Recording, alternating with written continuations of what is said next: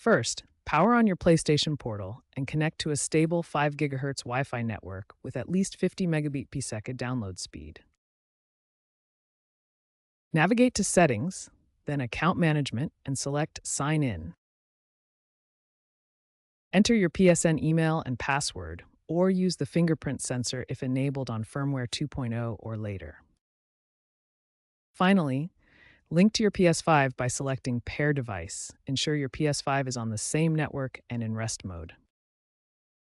New users will need to create a PSN account via the PlayStation app or Sony's website before signing in on the portal.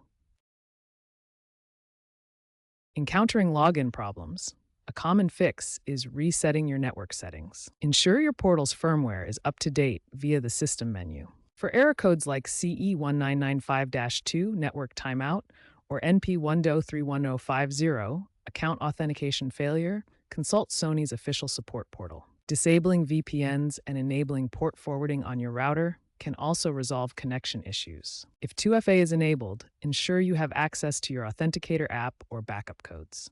Remember, a stable network connection is key for seamless PSN access on your PlayStation Portal.